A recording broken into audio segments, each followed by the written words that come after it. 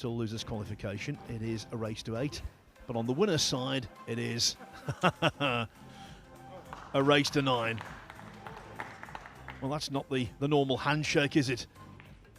But who will be kissed by success? Yeah, and both these players, of course, playing well, know each other's game better than anyone. But they, no matter who wins or loses, they'll both be in the event trying to advance to the final 64. One will advance after this match. The other has to win one on the one-loss side.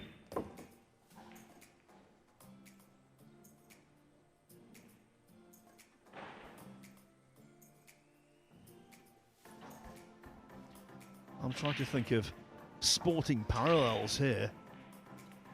Where would you see a husband and a wife competing against each other on a major international stage? Now, I know back in England, you have very top-class female jockeys who would be in the same race and often beating the male jockeys, and maybe there's some kind of relationship going on there. In the snooker, Norway in the World Cup a few years ago, they were represented by a husband and wife team. But actually, man and wife going up against each other in a tournament of this nature, of this prestige, is it unique? Yeah, I think your first, analogy of the horse racing, I think, is probably is about as close as we could get. Actually have a little experience with that. My older brother still owns and trains them, and when him and my mom started with that in the 80s, they actually had their most common jockey was a female, and she did very well. And what a shot to open the match from Josh Filler.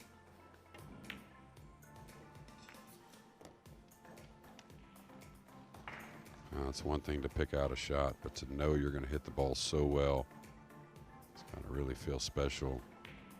You couldn't figure out what was a better shot, this combination right here on the 7 or that opening 2 ball. Matt Lynch of Matchroom, in his press release yesterday announcing that these two would play, described Joshua and Pia as the Posh and Becks of pool, and I think that's absolutely on the money.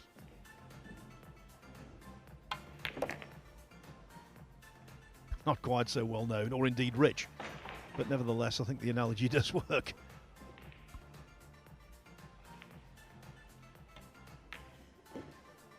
Well, a little light with the cue ball there. This could get funny. It just does creep past the 9 and should play it with a fairly light speed.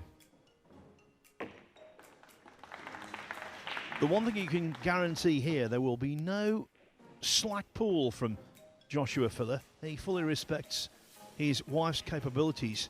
He knows that he will have to play well, and he also knows that the most respect he can pay her is to play properly. Yeah, absolutely. And I don't think that had to be, he had to be reminded of that from his wife, Pia. They got future things going on in this tournament, and no reason to start making mistakes at this point, no matter who your opponent is. Just as we've talked about when you're a heavy favorite, let alone it being your wife.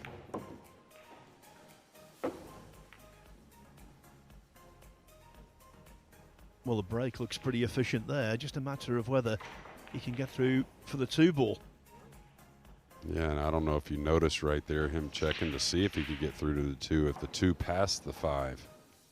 And that tells you he's in game mode immediately, and pretty impressive, I'll tell you. All right, funny little shot here to try and get short side position, and I'll tell you what, Josh is feeling pretty good. And that's usually what champions do, and you might say they get away with a match like he did maybe yesterday in that Hill match against a former friend, or I'm sure still friend, but former colleague in the German pool world, and they tend to play better and better after getting through a match like that. And of course, it's worth reminding everyone here that whoever tops the 9-ball ranking at the end of this tournament will be guaranteed to be in the Mosconi Cup team. From a European standpoint, of course, that means that it's either Filler or Francisco Sanchez Ruiz, and now both of them, FSR and Josh, have both had a major scare and survived it. Yeah, that another reminder and storyline of that last big comeback win from FSR. Looks like P is just going one rail at this. A lot of players may kick 3 rails behind this ball, but 1 rail's okay. Should be pretty firm. Oh, nice hit.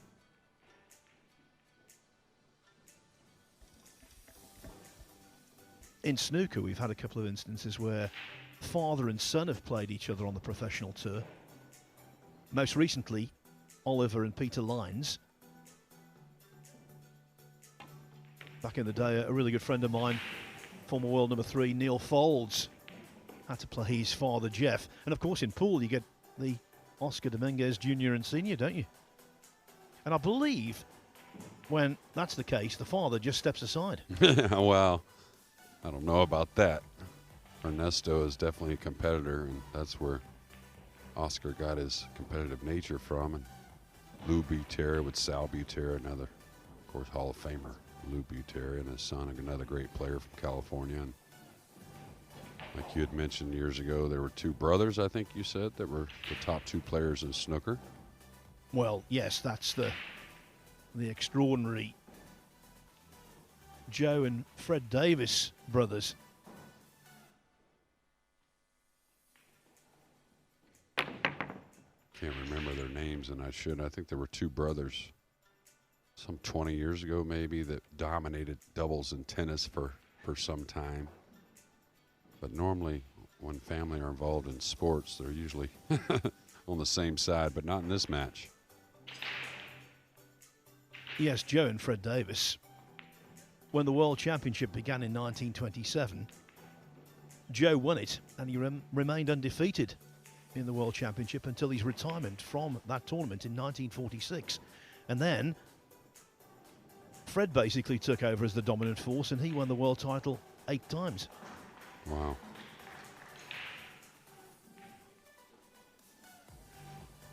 The problem was with Joe and Fred.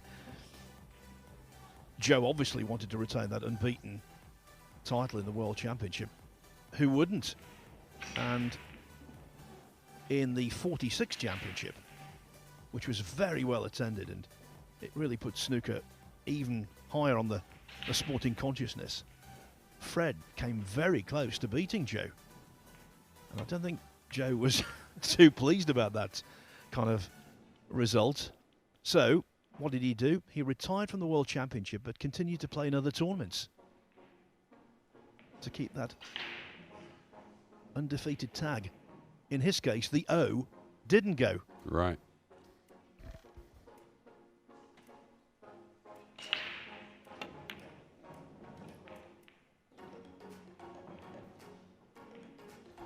So a couple of missed pots here from Josh.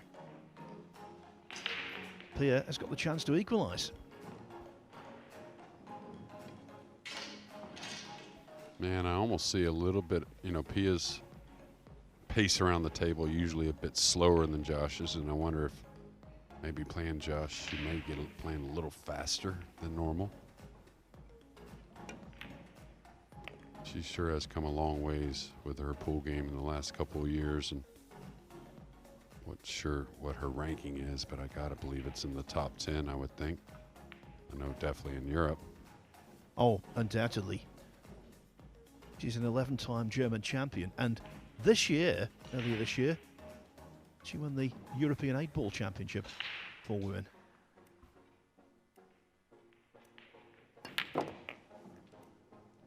Oh, showing the power right there. Taking a very small angle, and that's a sign of comfort.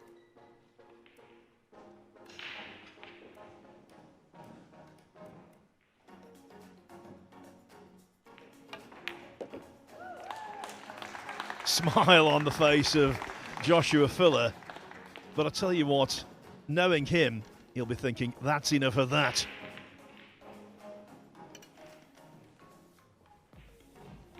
It really is an extraordinary match to commentate on, actually. Yeah, and I think we're going to see some great pool from both players, and another, memory that all of us will take, and especially these two at the table. I wouldn't even call that a wry smile there. That was pretty genuine. I think probably happy to see Pia get on the board quickly.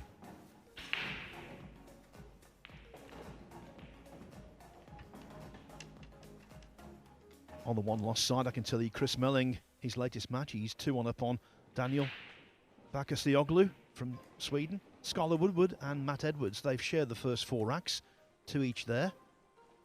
And Hector Iglesias and Yanni Siki, they're hill-hill, 7-7.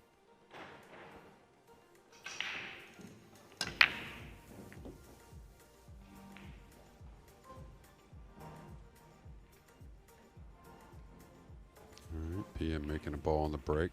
The one not really agreeing. Getting a little covered up by the 3. So it'll be a little tactical battle. And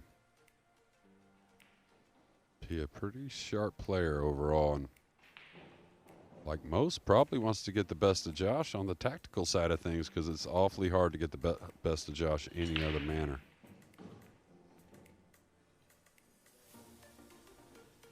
Yes, and of course, after the defeat and exit of Veronika Ivanovskaya last night, Pia Filler is the last woman left in the tournament. And she's got a loss left. If she does happen to lose this, she'll go to the one-loss side, having to win one more match to make that final 64. And what a feat that would be. I know she wants to go further, of course, but wants to stun the cue ball a little bit behind the 3, it looks like. Oh. Didn't realize she didn't have all the one ball to shoot at. Pretty nice shot, though, overall. Yeah, just to further expand on what you were saying there, Jeremy. Yes, the loser does have one more life. The loser of this match will play either Melling or Bakasioglu. And again, this is really where, as a spectator, of course, there's been some great matches. There's been some great upsets. We always pull for the underdogs, it seems, but this is really where you start to find all the quality matches of the event.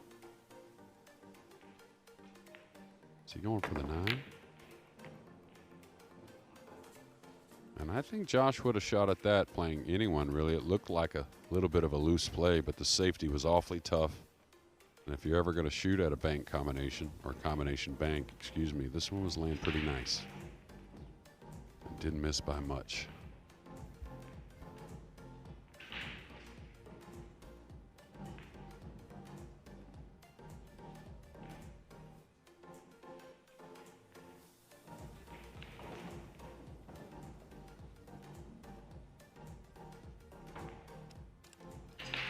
Of course, Rana Regley and Alexa Paselj playing on the YouTube channel, Matchroom's YouTube channel. And Rana Regley trying to get on the board, trailing 3-0. I think Josh can get at this, and he does have an angle to come across maybe into the 2-6. Maybe behind the 2 for natural short side position. Oh, maybe now that tells me maybe he's partially snookered at the 1. I think he can get at it. Maybe not possibly make it, though.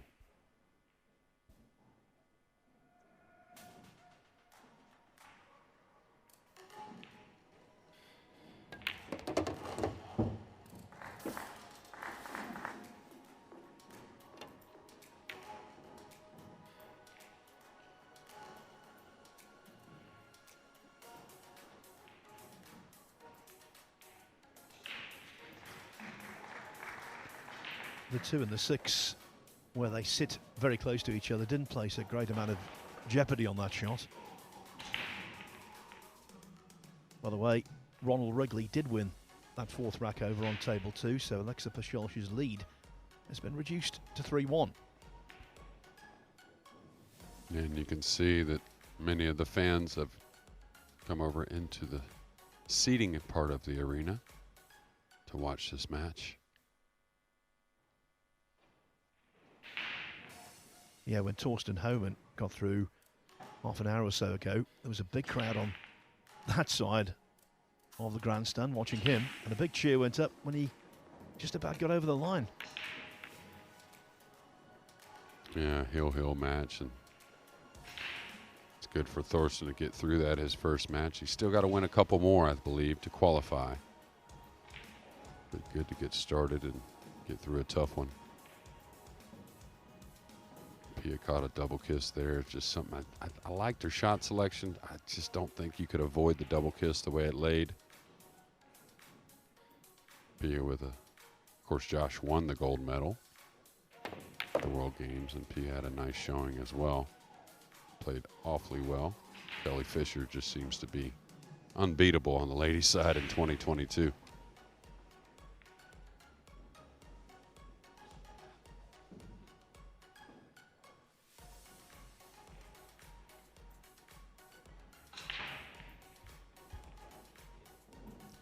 Yeah, that World Games hosted by Birmingham, Alabama. When you think of Alabama, you also think of the Crimson Tide and War Eagle and all that kind of stuff.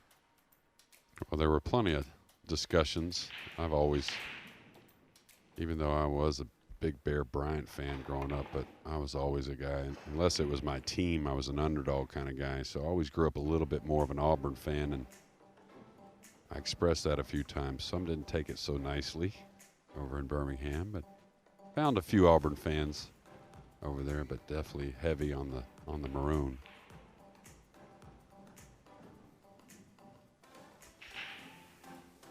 Well, right now, the focus for Pia Filler is on the blue. The blue 2, ball in hand. And this could be promising. Yeah, I don't know if the 4 goes by the 9 in the left side. Could be a difficult little situation there. It looks like it's stuck to the 9. May not have the opposite side either, so here you want to stay off the rail with the cue ball.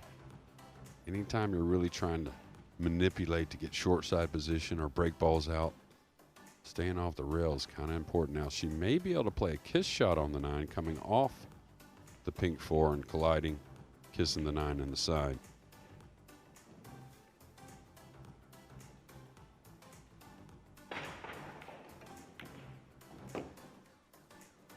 Actually, she's gotten perfect for that kiss shot if that's what's needed here. Now she's looking to see, I guess the 4 does pass.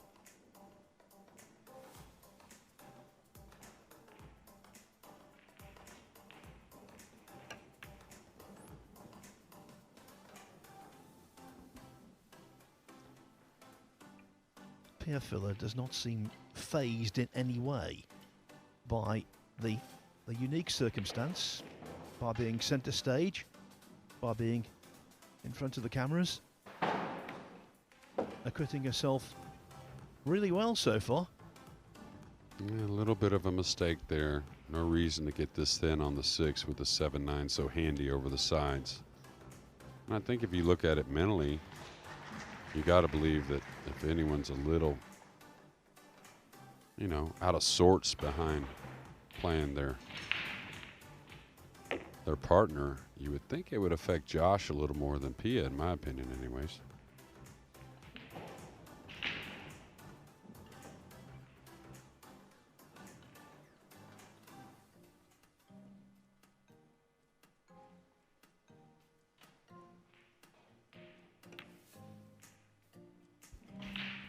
Oh dear, that is a miss that no one could possibly have foreseen. No, and it looked like just a little miss hit on the cue ball, maybe put a hair more left English than she desired. And we always talk about this, the table will tighten up as the days go on.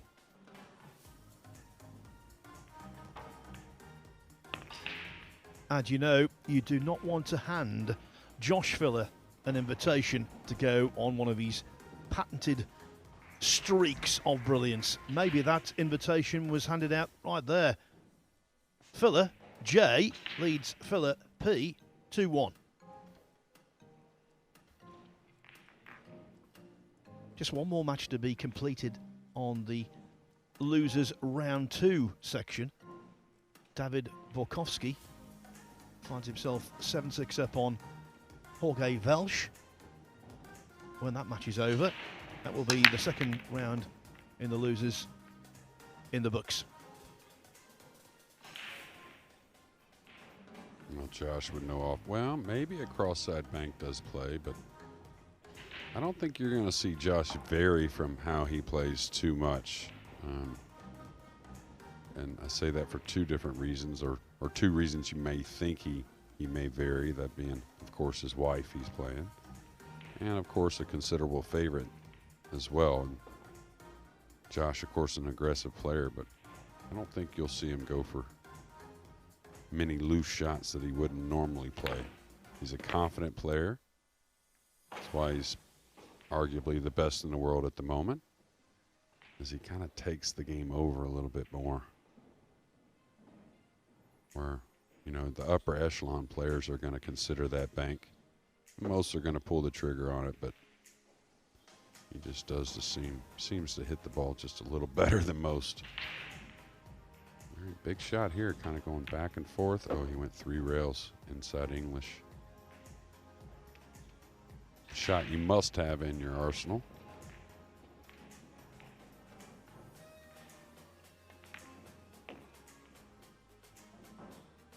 You know, when he won the World Masters in Gibraltar earlier this year, I interviewed him afterwards for Billiards Digest, and I said to him, you know, what's the plan?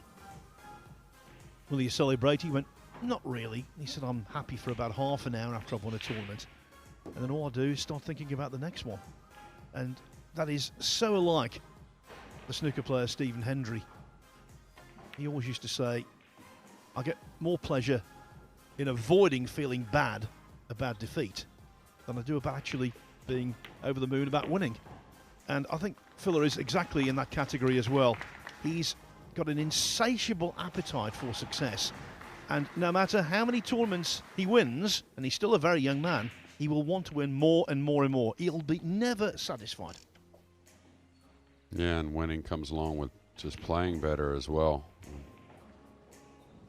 That's where he wants to. He knows if he plays his game, he's going to be near the end of the event quite often. And, you know, usually, and this is the part we can't always see what's going on, but usually when someone's so gifted physically, there's a lot of gift mentally as well. And I think that's what you're getting at there.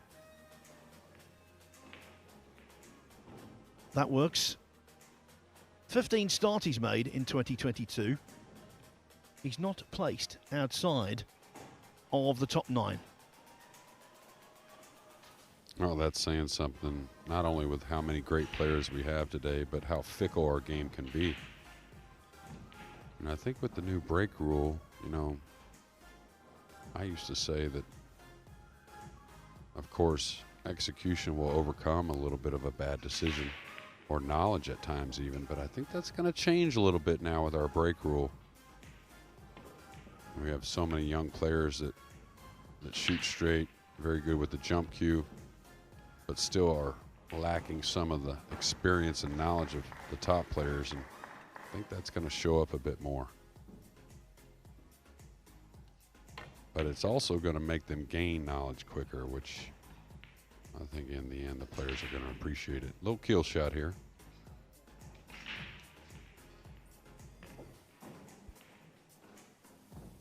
And there was just a tad too much kill, although the green 6 ball was never going to be too much of a headache. You know, a lot of the players would rather take more of that cut than rest the cue ball on the rail. Now Josh getting on with what Josh does, putting the rhythm together along with some breaking runs.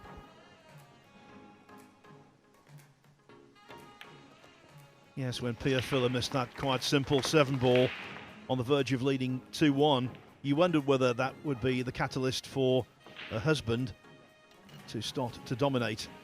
It certainly looks that way now. He leads 4-1.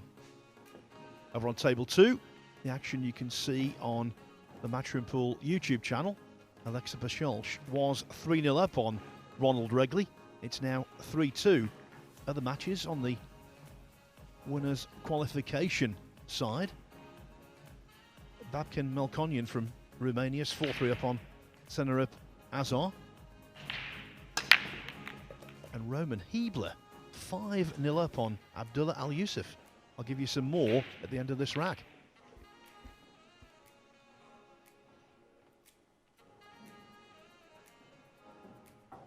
Okay, looks like a rollout situation for Josh.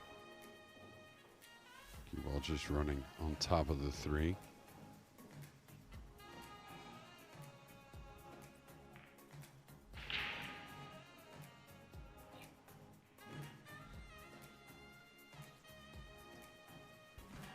We've just seen an inventive cushion first 1-9 combination from Alexa Pacholch over on table 2, so he now leads Ronald Regley 4-2. Yeah, and a great shot from Pacholch, but a little bit of a so-so safety, I thought, from Ronald. Maybe didn't think it through quite as much. Okay, rolling out to some distance, it looks like.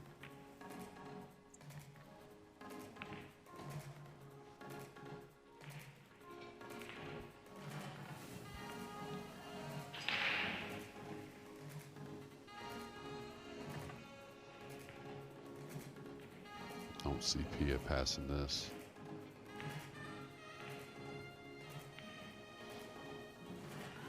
Should be able to put the 2 on the long left side rail. Let the cue ball go between the 5-6 and over to the right side rail, kind of using the 6-7 as blockers. She's got some other options, I guess. She could kind of bank the 2 away up table and kind of hold the cue ball with a draw stroke.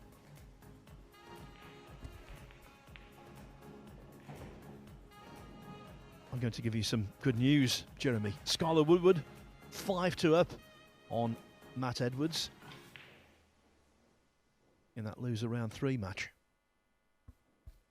Yeah, and I talked to Sky after his loss yesterday, and said he just couldn't get settled. Felt a little jumpy. Oh, what a great shot. Was surprised that Pia passed on that rollout. Now, she may have not gone offensive like Josh, but a lot of players pass on some rollouts these days, where a long time ago I was told by many of the greats of our game, you rarely pass the rollout. Really has to be a unique situation. Oh, look at that again. You know, he produced for me the shot of yesterday. It was out on an outside table, and it was the 2 ball. Had to find a gap between 2 balls, having potted the 2 off the rail in the deciding rack against Rafael Val. He was under immense pressure. He knocked in the 2 sweetly, found the gap, landed on a 3-9 combination, and that was that. It wasn't just brilliance, it was brilliance immaculately timed.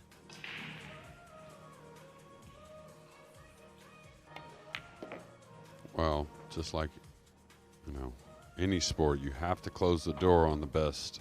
That's just how it is. If you don't, they're looking to revel in those big moments, and it's not the last incredible situational shot we'll see from Josh, and probably not the last one we'll see this week. And just imagine, he still has a little ways to go tactically, and once that comes in place, wow. Yeah, the missed 7 ball from Pia Fuller really has opened the floodgates for Joshua, who's won 4 consecutive racks now, and he's 5-1 ahead. He's had 2 contrasting matches so far in this tournament. He beat GJ Oren-Goran 9-0 in 32 minutes. Now, bear in mind, that was 32 minutes of being out there, so a lot of those minutes were taken up with the re-racking of the balls. Absolutely. But then his second match against Rafael Val, which I've just told you about when he made that brilliant 2 ball in the deciding rack, that was very different. He was 5-0, 6-1 and 8-4 down.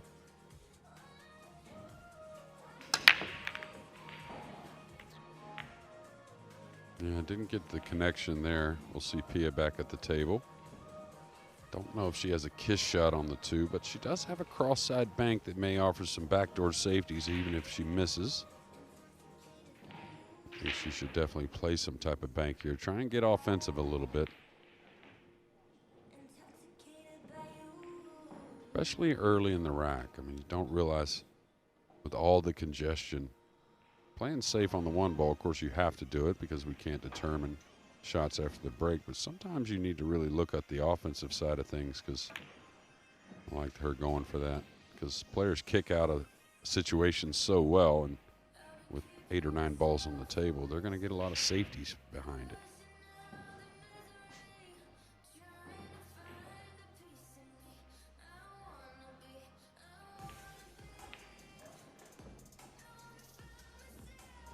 Looks like Josh can get at this one.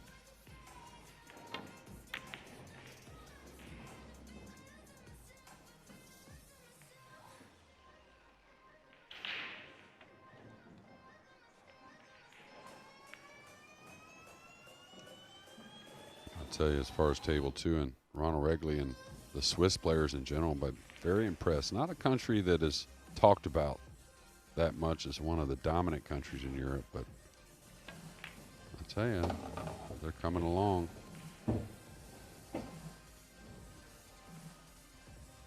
Yeah, Regley in here to trim his deficit to just a single racket 4-3.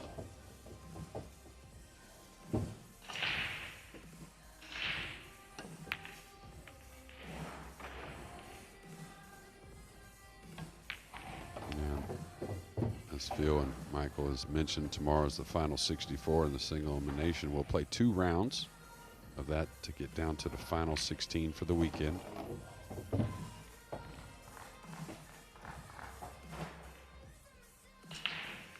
Yeah, the way it works from here, as Jeremy said, then on Saturday we have the last 16 and the quarterfinals, and then on Sunday just 4 remain.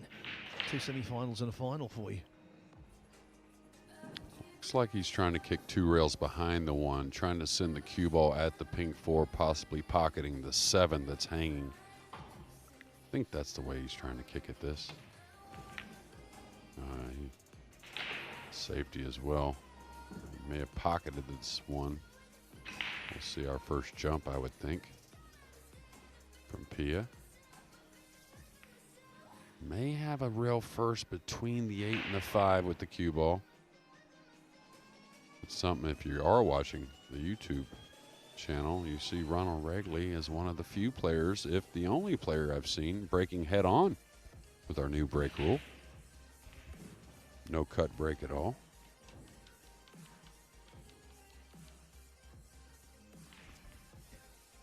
Yeah, meeting the challenge head on, literally. No, I did that a few years ago at the U.S. Open. I made a little bit of a run at the tournament. The last year that Shane won it, actually. And I would play the cut break about halfway through the match and, you know, be swapping games just because it's such a tough type of break to extend any lead against great players. And I'd switch to a head-on and run a few racks behind it and won some matches.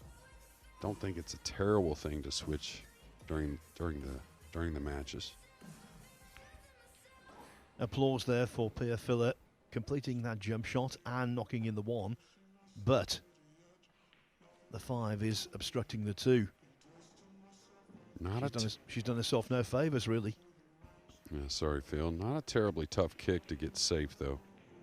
You want to hit the 2 full and just kind of roam the cue ball up behind the 8-9. Just let the 2 go up to the end rail. Little hard there, though.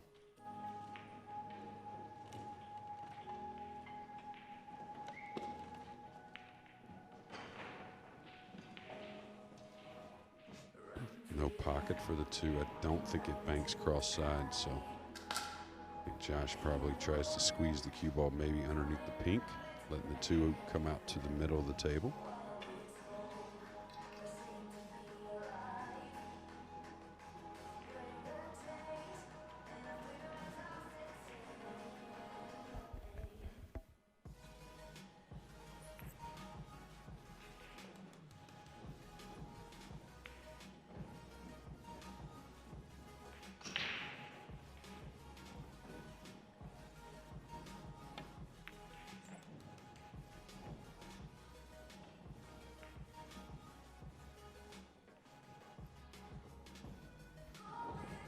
I'm really impressed by Joshua Filler's approach here.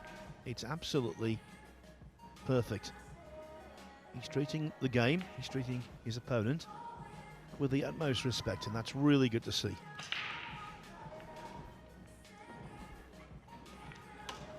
Yeah, and I think he's doing himself a lot of favors just sticking to the same thing he would do playing any of these opponents in the tournament. We've seen some other players vary, I think, at times, and I don't think you're doing yourself any favors there. Now, this is a tough jump. Got to carry a few balls that are a little bit apart from each other. He's got to go over a piece of the 9 and the 8. Wow.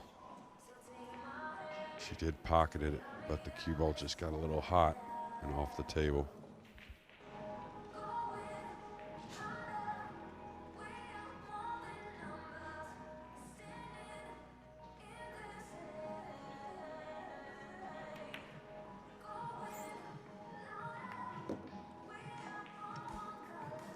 Now, he was looking at that a little anxiously, not because he didn't think he'd made the combo.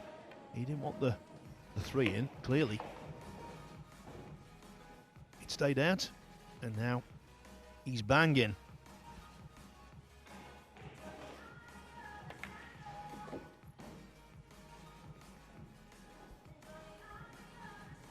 Well, one thing you can do if you're watching Josh is learn how he just, you know, even if he has to work the rock a little more, that being the cue ball, he just almost always goes with the natural path of the cue ball. And that's just another reason why he's such a straight shooter.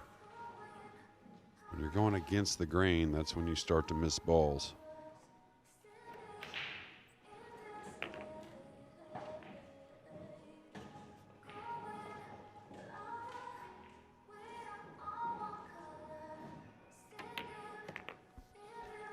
Six one, 5 racks in succession for one of the men of 2022. I say one of the men because, of course, there's a debate as to who has had the best year. Shane Van Boening is the reigning world 9-ball champion after that triumph in Milton Keynes, and we must not discount what Fedor Gorst is doing in the USA, winning tournament after tournament and accumulating a large wad of cash.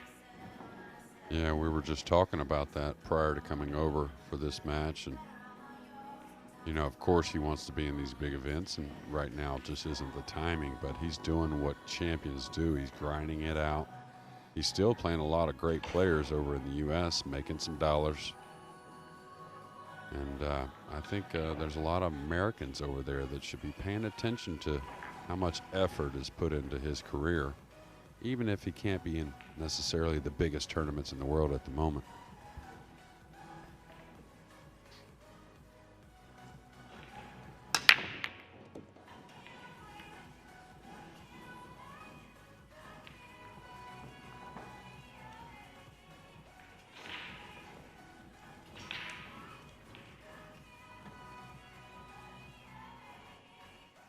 Well, Josh is going to be slowed down a little bit here, so we should get it. Another look at Pia at the table, unless he plays the kick here. This one is off the rail a little bit. This is a pretty easy kick shot for these players. And I don't think, again, this is a shot that he wouldn't shoot, playing one of what you consider the top threats against this lefty.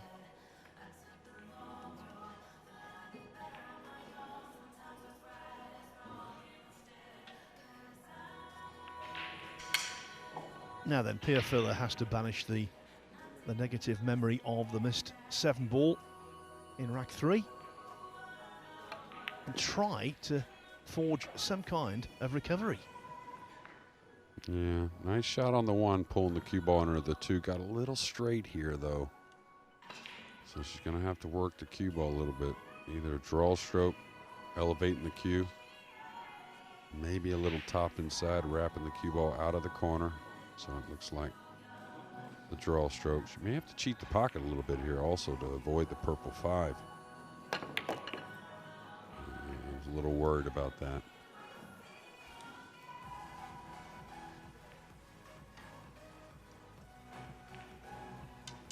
And there you can see the double blocker, so once more elevation needed.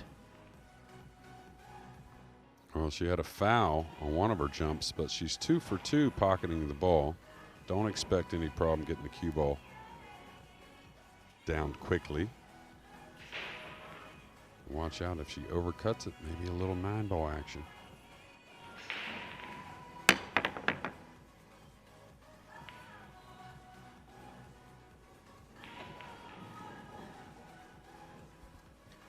Open table for hubby.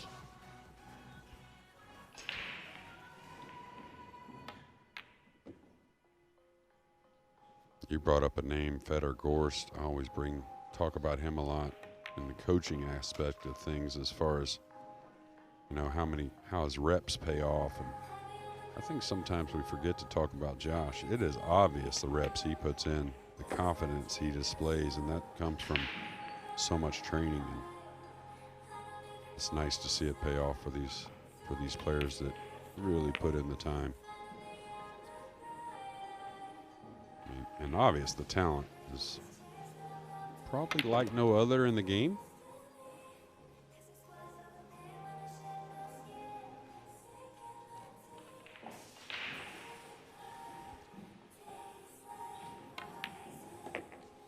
And perhaps most frightening of all for those trying to dislodge him, Joshua Filler doesn't turn 25 until October.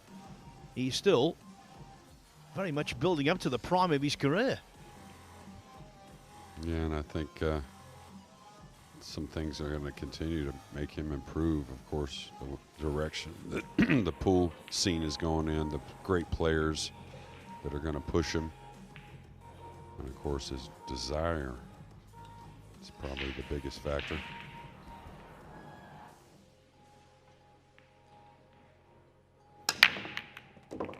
Nine ball cross side. You called it, Jeremy. He's the first player in the tournament to make a golden break in 2 matches. He started off the event with a golden break, and now he knocks one in here.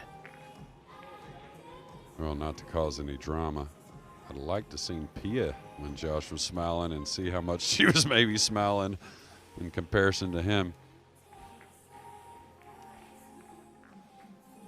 Oh, there you go. Yes, entirely magnanimous. She described Joshua Filler in an interview I did with him yesterday as the love of my life, and nothing will change with this result. Oh, when Josh first came around, you know, a young guy, so great. Some players, and I'll be fair, that seemed at times maybe a hair arrogant, but I think he's matured well. And one thing I found out about Josh is, I think I did it maybe in an interview or something like that, is I think he's a very sincere guy. I think he plays with a lot of fire, a lot of emotion, and just a lot of pureness, and very genuine.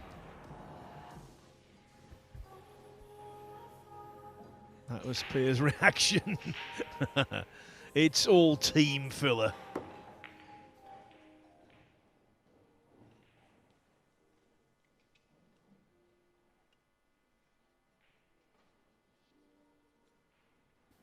So with Josh on the hill, can Pia delay this? I fancy her chances of getting out here. Just going to maybe shave the 3 a bit. Try and push it past the side to make things easier for the 3 in the same corner as the 2. Yeah, that's nice.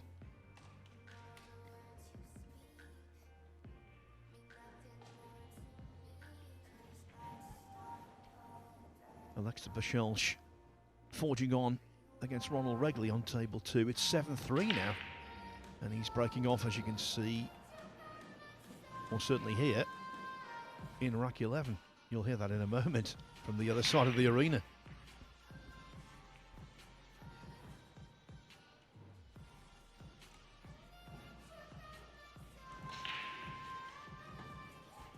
Yeah, and Pia putting a little thought into this, really, from the 4 to the 5. That's probably the shot that will determine if she gets out here in rack number 10. I wouldn't try to do too much here.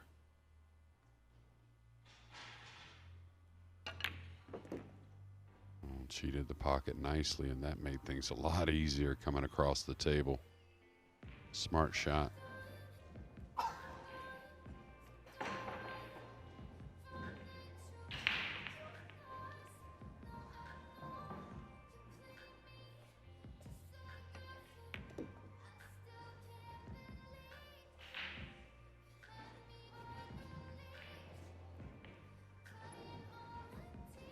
Probably got a little thinner on this 5 than she would have wanted, but I think she can follow by the 7, 2 rails to the center of the table.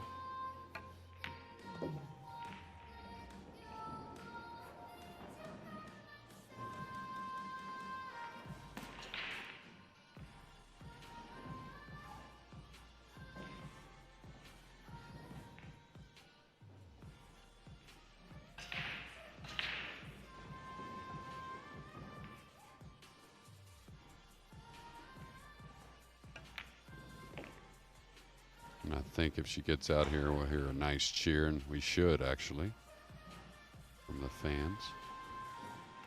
Yeah, the missed 7 ball in the third rack was the start of her losing streak, but I can't imagine she's going to miss this 7 ball. A little awkward queuing over the side. Backs the bridge up to get a little more comfortable.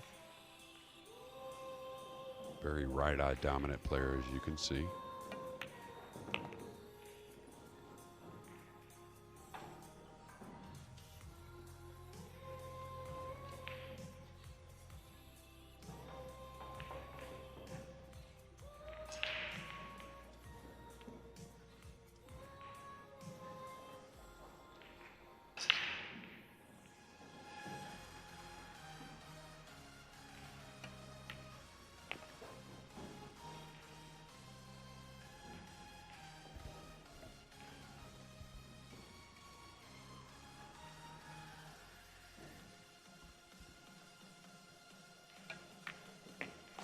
Hang on a minute, says Pierre. Josh, you're not in the last 64 just yet. You'll have to wait. It's 8-2.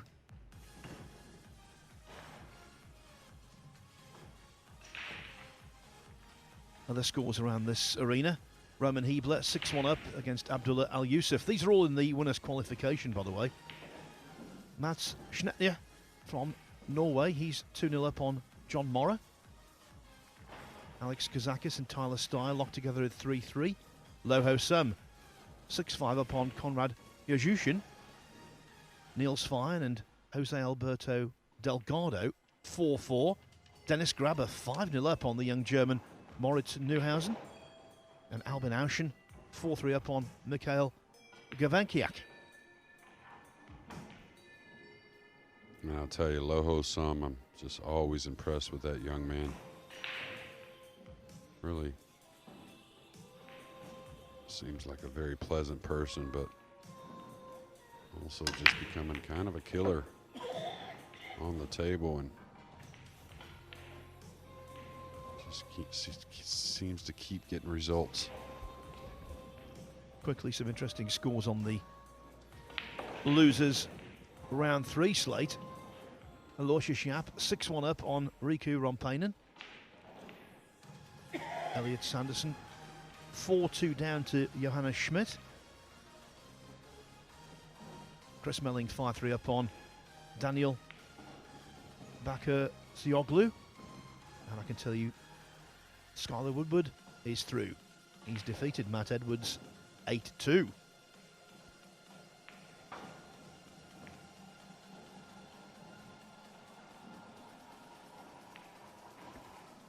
Be interesting to see if she goes for this long rail bank here. It sits pretty nice. A lot of the guys, or I should say players, when the bank sits nice here, a lot of times it's hard for them to pass on it. She is trailing 8-2. The safety's not just so easy. Can't really run it easily off. The 8's such a big ball in the center of the table to try and run the cue ball off the right side of the 1. Could just bank it down table, I guess, but I like her going for this. Just cut it a little too much. And a lot of times what happens with that is you're trying to get some cue ball movement. Just mentioning Skylar Woodward through into the losers qualification round, where he awaits the loser of the match on the winners qualification side between Badr Alawadi and Jason Shaw. And Jason's got to he's got to play well in that match. Badr always seems to play pretty solid. Doesn't really vary a whole lot. Not a guy usually is going to run 7 or 8 racks on you, but just going to play super solid.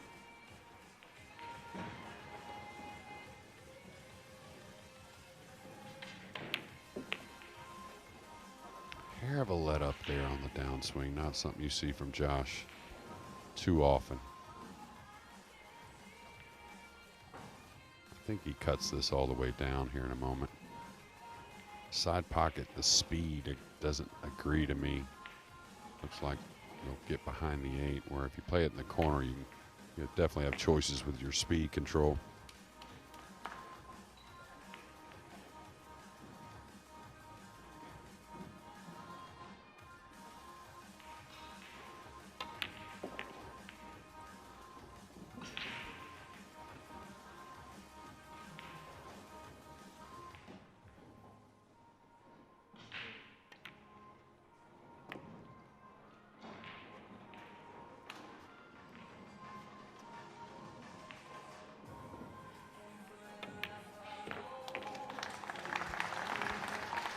There it is, the meeting of the husband and wife. It results in Joshua Filler defeating Pia Filler by 9 racks to 2. That was the expected result.